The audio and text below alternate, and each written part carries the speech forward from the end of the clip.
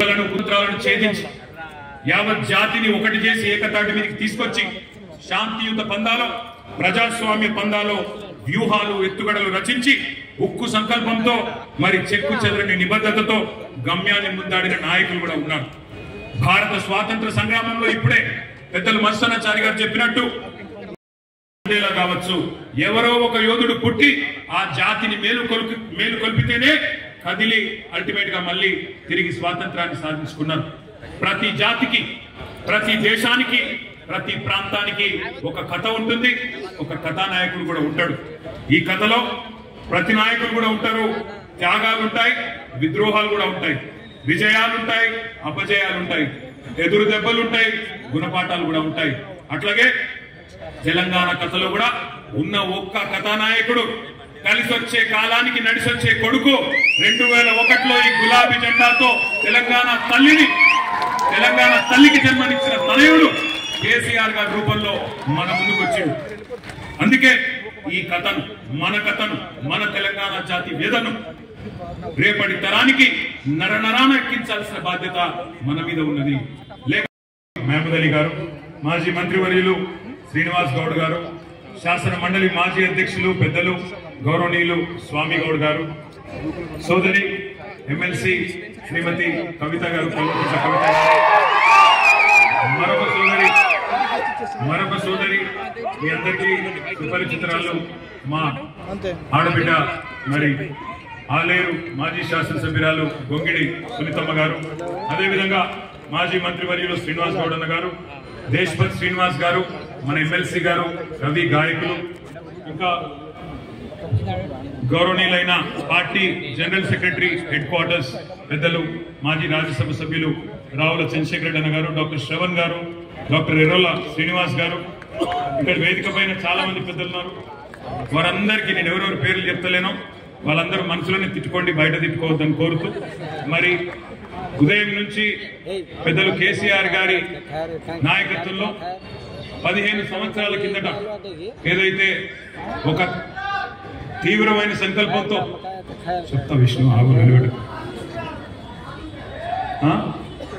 Okay గౌరవనీయులైన పెద్దలు మన పార్టీ అధ్యక్షులు తెలంగాణ ప్రదాత తెలంగాణ తొలి ముఖ్యమంత్రి కేసీఆర్ గారు ఆనాడు ఒక ఉక్కు సంకల్పంతో ఏదైతే 15 సంవత్సరాల కిందట తెలంగాణ వచ్చుడో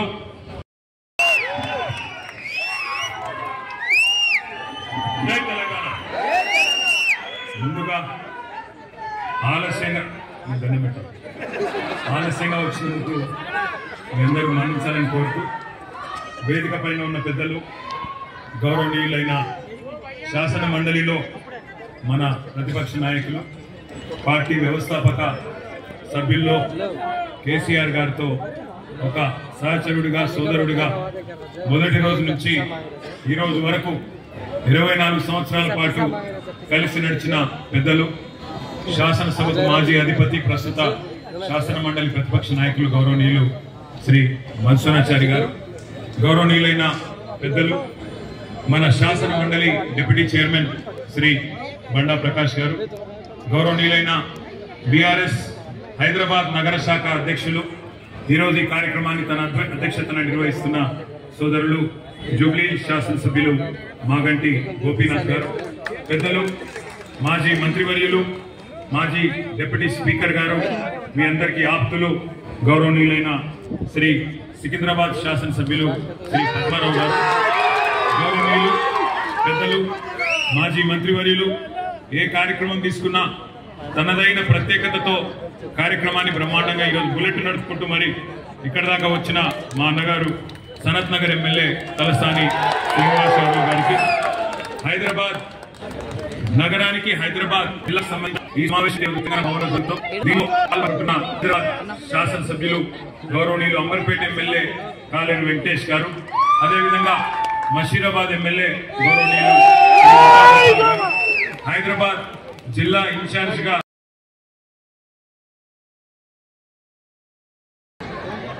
వక్తలు చాలా మంది ఉన్నప్పటికీ వాళ్ళందరూ పక్కన జరిగింది ప్లీజ్ కొంత పక్కన వాళ్ళకి కనిపించాలండి ఇవన్నీ వద్దు. ఒక్క నిమిషం 10 నిమిషాలు నోరు మూసుకొని దయచేసి 7 అవుతుంది.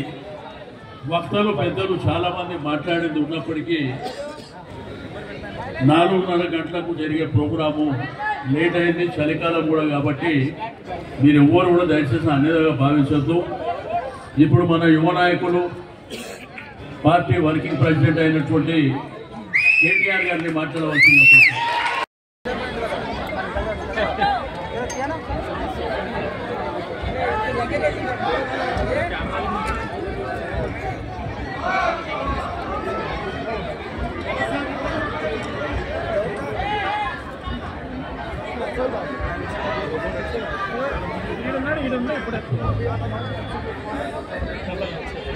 జోహార్ తెలంగాణ విద్యార్థి అమరవీరులకు, జోహార్ తెలంగాణ విద్యార్థి అమరవీరులకు. పార్టీ కార్యనిర్వాహక అధ్యక్షులు గౌరవనీయులు కేటీ రామారావు గారు, గౌరవ పార్లమెంటు సభ్యులు, గౌరవ శాసనసభ్యులు, గౌరవ శాసన మండలి సభ్యులు, గౌరవ మాజీ చైర్మన్లు, మాజీ ఎంపీలు, ఎమ్మెల్యేలు, ఎమ్మెల్సీలు, తెలంగాణ రాష్ట్ర సాధన ఉద్యమంలో కీలక పాత్ర పోషించినటువంటి అనేక మంది నాయకులు, వారందరికీ హృదయపూర్వకమైనటువంటి స్వాగత సుమాంజలు తెలియజేస్తూ, దయచేసి ఒక 5 నిమిషాలు మాట్లాడాం. చరిత్రలో మనమందరం కూడా రామాయణం చదువుకున్నాం. రామాయణంలో శ్రీరాముల వారు తండ్రి ఆజ్ఞను పాటించి అయోధ్యను వదిలి అరణ్యానికి పోయిన సందర్భంలో ఆ దేశం ఏ రకంగా ఆయన నిర్ణయాన్ని మరి స్వాగతించిందో మన నాయకుడైనటువంటి కేసీఆర్ గారు 2014 నవంబర్ ఇదే తారీఖు నాడు ఆమరణ నిరాదీక్షకు నిర్ణయించి పూనుకున్న సందర్భంగా యావత్ తెలంగాణ జాతి ఆయన పయనాన్ని అనుక్షణం వీక్షించింది అనేటువంటి విషయాన్ని మనవి చేస్తా ఉన్నాను.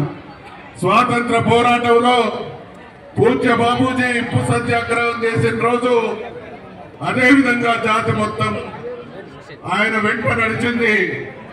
తెలంగాణ రాష్ట్రాన్ని సాధించడం కోసం కేసీఆర్ గారు 2001లో టీఆర్ఎస్ పార్టీని స్థాపించి మండు టెండలో ఇక్కడ చరిత్రను కనుక ఒక్కసారి మనం పునశ్చరణ చేసుకుంటే ఏప్రిల్ 27వ తారీఖు నాడు పార్టీని ప్రారంభించి మే 17వ తారీఖు నాడు అంటే 20 రోజులలో మొదటి బహిరంగ చూపించడం కోసం ఆహ్వానిస్తే ఒకానొక సందర్భంలో నేను ప్రత్యక్ష సాక్షిని ఈ దేశానికి ప్రధానమంత్రిగా చేసినటువంటి దేవేగౌడ గారు స్వయంగా అన్నటువంటి మాట, ఈ దేశ చరిత్రలో కేసీఆర్ ఏ నాయకుడి వెంట ఇన్ని లక్షల మంది లేరు, మీ పిలుపు మేరకు ప్రపంచ చరిత్ర వహించేటువంటి ఘనమైనటువంటి సభను చూసి నా జన్మ ధన్యమైంది అనేటువంటి మాట ఆ రోజు ప్రధానమంత్రి లాంటి వ్యక్తి అన్నాడు అనంటే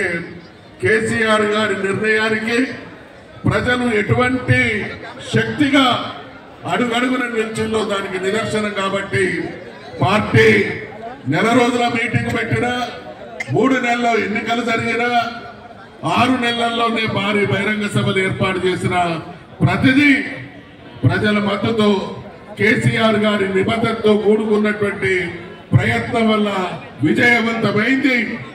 అదే దరిమిలాలో 2004లో కాంగ్రెస్ పార్టీ మనతో పొత్తు పెట్టుకున్నది, అధికారంలోకి వచ్చి మోసం చేసింది. 2009లో తెలుగుదేశం పార్టీ పొత్తు పెట్టుకొని ఎన్నికల్లో మిత్రపక్షాన్ని ఓడించి దుర్మార్గానికి ఒడిగట్టింది.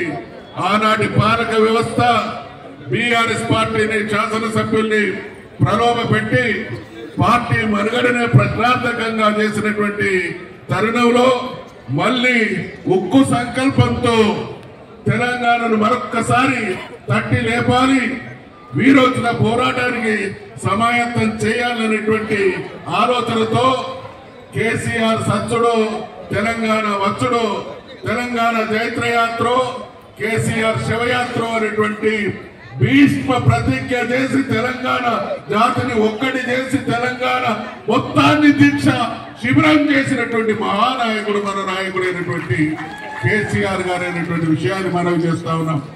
వారిచ్చిన పిలుపు, వారు నింపినటువంటి స్ఫూర్తి ఈ జాతిని ఒక్కటి చేయడమే కాకుండా దేశంలో ఉన్నటువంటి పార్టీలన్నీ తెలంగాణ వైపు చూసి తెలంగాణ ప్రజల యొక్క ఆకాంక్షను గౌరవించేటువంటి వాతావరణాన్ని సృష్టించి కాంగ్రెస్ మెడలు వంచి తెలంగాణ తెచ్చినటువంటి మహానాయకుడు చరిత్రలో కేసీఆర్ ఒక్కడే అనేటువంటి విషయాన్ని మరొకసారి మనవి చేస్తా ఉన్నా.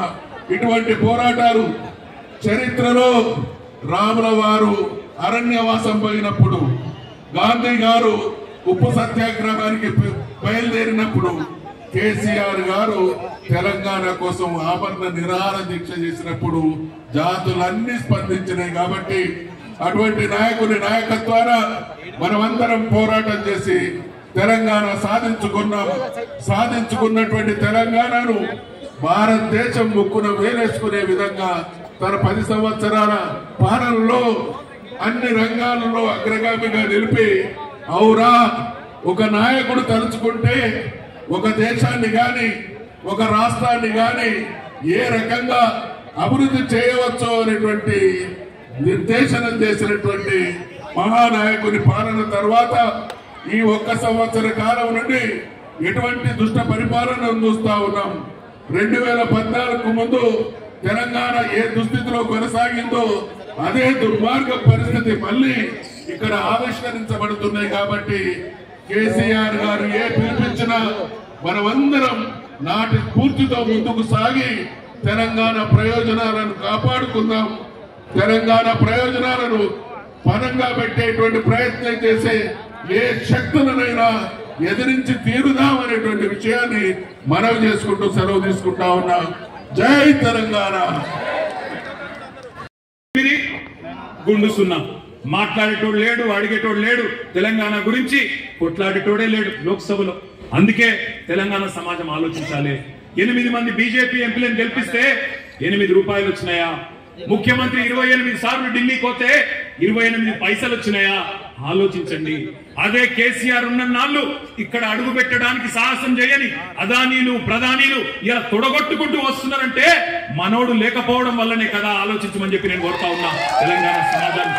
తెలంగాణ ప్రయోజనాల కోసం ప్రాణాలు తెగించిన వాళ్ళు ఒకవైపు ఉంటే, ప్రాణాలు పణంగా పెట్టడానికి సిద్ధంగా ఉన్న వాళ్ళు ఒకవైపు ఉంటే, తమ కోసం తెలంగాణను పణంగా పెట్టడానికి ఉన్న ముఖ్యమంత్రి ఇవాళ పీఠంలో కూర్చోవడం మన దురదృష్టం.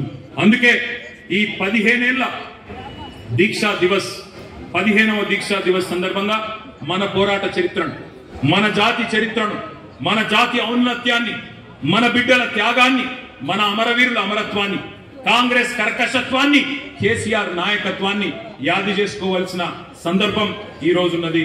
ఈ తరంలోనూ ఆత్మగౌరవం అనే ఒక స్ఫూర్తిని రగిలించాల్సిన అవసరం ఉంది. ప్రతి స్వరం తెలంగాణలో భాస్వరమై మండాల్సిన అవసరం ఖచ్చితంగా ఉన్నది.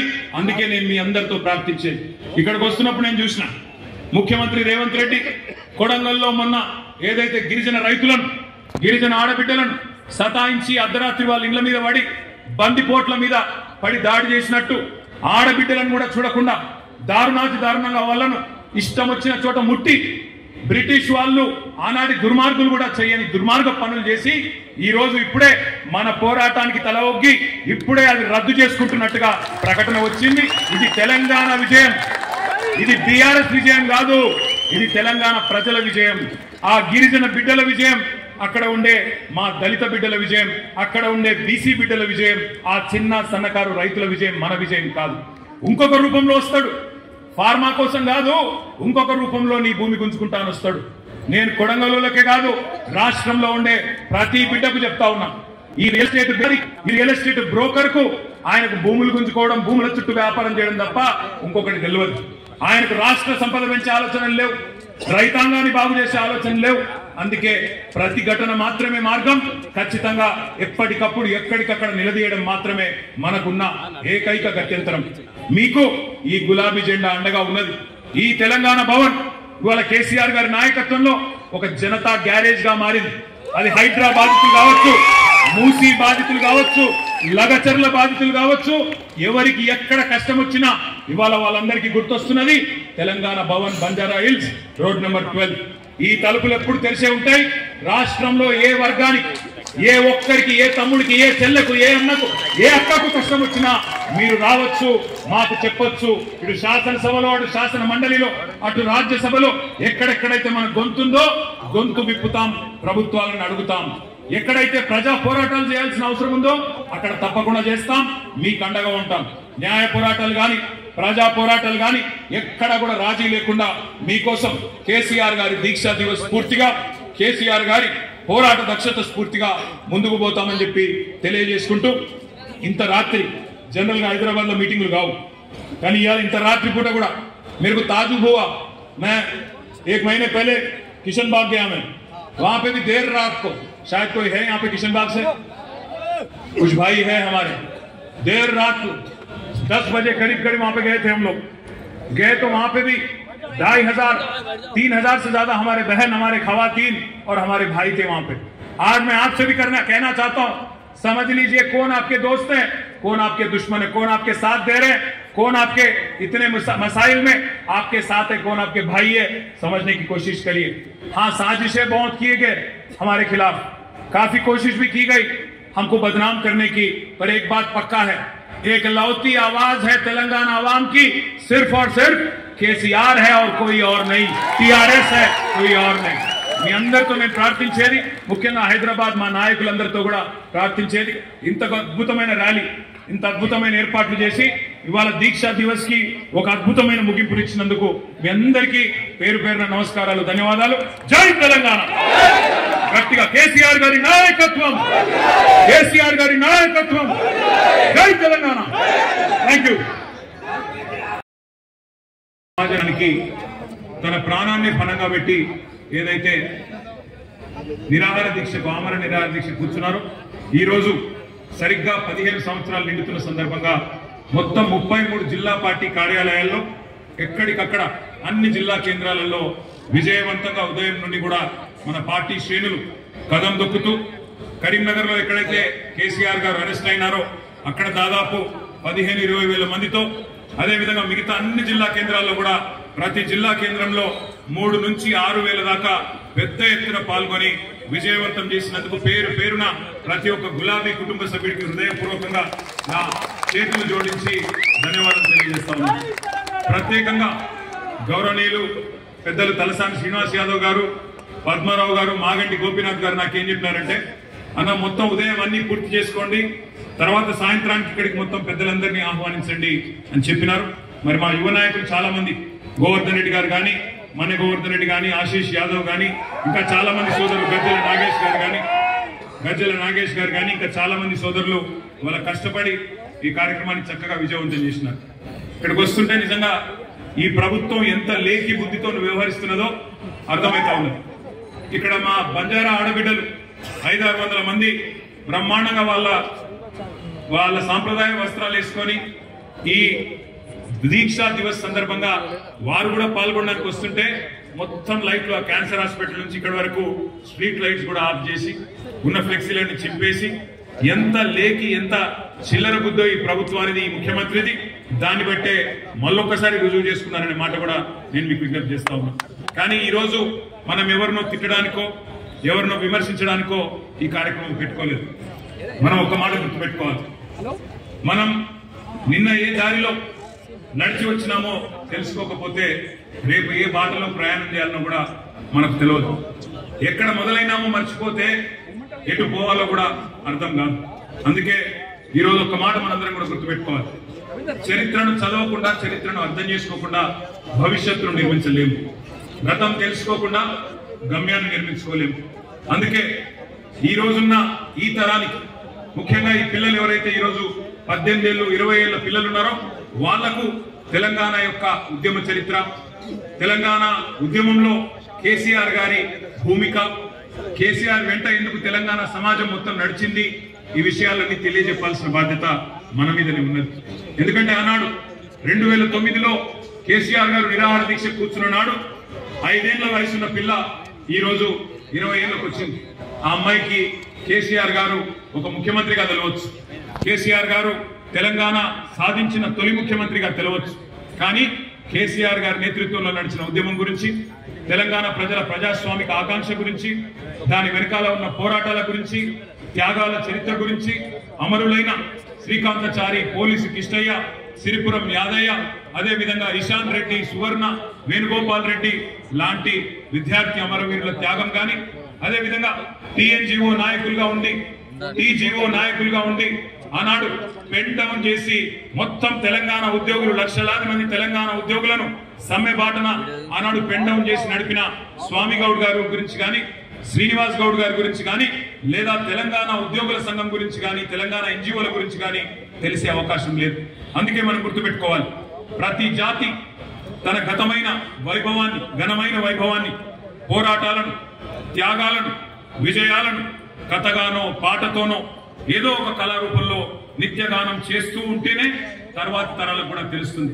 ఈరోజు అందుకే నిజానికి కాలాతీతం వరకు కాకపోయింటే, టైం ఉండింటే అద్భుతంగా తన ఉపన్యాసంతో మిమ్మల్ని అందరినీ గుర్రుతలూగించే దేశపతి శ్రీనివాస్ గారు, మన ఎమ్మెల్సీ గారు, కవి, గాయకులు, వారు కూడా ఇక్కడ ఉన్నారు, వారు కూడా మాట్లాడాల్సి ఉంది. మన తెలంగాణ సాంస్కృతిక కార్యక్రమాలు, ముఖ్యంగా తెలంగాణ ధూమ్ధామ్ వ్యవస్థాపకులు రసమై బాలకృష్ణ గారు ఉదయం మనతో పాటు కరీంనగర్ లో పాల్గొన్నారు. ఈ రోజు ఇక్కడ వారు కూడా మనతో ఉన్నారు. మన ఎమ్మెల్సీ గోరెడ్డి వెంకన్న గారు తన గాత్రంతో, మరి తన అరుదైన, తన వైవిధ్యమైన కవిత్వంతో అలరించే వెంకన్న గారు, తెలంగాణ ఉద్యమాన్ని ఉర్రుతలూగించిన వెంకన్న గారు కూడా ఇక్కడే ఉన్నారు. వారు కూడా మాట్లాడవలసిన అవసరం ఉండింది. వీరులను, వీరగాథలను, వీరోచిత యుద్ధాలను నిత్యం స్మరించుకుంటూ ప్రతి దేశం, ప్రతి జాతి తన ఉనికిని, తన అస్తిత్వాన్ని కాపాడుకోవడానికి ఉడుకు నెత్తురున్న నూతన యువతకు ఆ పౌరుషాన్ని నూరిపోసే ప్రయత్నం చేస్తుంది. తన చరిత్రను మళ్ళొకసారి ఎప్పటికప్పుడు నెమరు వేసుకుంటూ, మననం చేసుకుంటూ, తన సంస్కృతి యొక్క ఔన్నత్యాన్ని, తన పోరాటాల యొక్క గొప్పదనాన్ని చెప్పుకునే ప్రయత్నం చేస్తూ ఉంటుంది. రామాయణం గాని, మహాభారతం గాని, ఇట్లాంటి మహా ఇతిహాసాలు ఏవైతే ఉన్నాయో, ఇలాంటి పురాణాలు వేల ఏండ్లుగా శృతులుగా, కథలుగా, గ్రంథాలుగా, పద్యాలుగా, నాటకాలుగా వివిధ రూపాల్లో ప్రతి తరాన్ని కూడా చేరి భారత జాతిని ఐక్యంగా నిలబెట్టినాయి. అదే మాదిరిగా తెలంగాణ జన సాంప్రదాయంలో ఒగ్గు కథలు, బుర్ర కథలు, యక్షగానాలు, బతుకమ్మ పాటలు, నృత్య రూపాలు, చిత్రకళలు, చరిత్ర పాఠాలు, శిలాశాసనాలు, ఎన్నెన్నో రకాలుగా ఘనమైన గతాన్ని, సంస్కృతిని, మహనీయులను, వైతాళికులను యాద్ చేసుకునే విధంగా మనకు గతంలో ఉపయోగపడ్డాయి. ఏ జాతి అయితే తన చరిత్రను విస్మరిస్తుందో ఆ జాతి పరాయి పెత్తనంలో బానిసగా మగ్గిపోతుంది. ఒక ప్రాంతాన్నో, ఒక దేశాన్నో ఓడించి వశం చేసుకున్న విజేతలు, అంటే గెలిచిన వాళ్ళు ఎవరైతే ఉంటారో, ఓడిపోయిన వాళ్ళు అంటే పరాజితులు, వాళ్ళ చరిత్రను చెరిపివేసే ప్రయత్నం చేస్తారు. మీకు చరిత్ర లేదు, మీకు సంస్కృతి లేదు, మేము అధికులం, మీరు అల్పులు అంటూ మానసికంగా మన మీద దాడి చేసి సాంస్కృతిక భావజాల ఆధిపత్యాన్ని ప్రదర్శించి మనం లొంగ తీసుకునే ప్రయత్నం చేస్తారు. బ్రిటిష్ వాళ్ళ నుంచి మొదలు పెడితే సమైక్యాంధ్ర శక్తుల దాకా ఇదే ప్రయోగం చేసినాయి. మేము అధికులం, మీరు అల్పులు, మీరు మా కింద ఉంటేనే బతుకుతారు, అట్లయితేనే మీకు బతుకుతారు అనే ప్రయత్నం బలంగా చేస్తూనే ఉంటాయి. మీకు అందుకే యాదికుండాలి, ఎన్ని మాటలు, ఎన్నెన్ని దాడులు మన మీద భావజాలం మీద, తెలంగాణ భావజాలం మీద జరిగినాయో మీకు యాదికుండాలి. తెలంగాణ రాష్ట్రం ఏర్పడితే ఇక్కడ ఆంధ్ర తెలంగాణ పంచాయతీలు అయితే, తెలంగాణ రాష్ట్రం ఏర్పడితే ప్రాంతీయ విద్వేషాలతో హైదరాబాద్ అట్టుడికి పోతుందని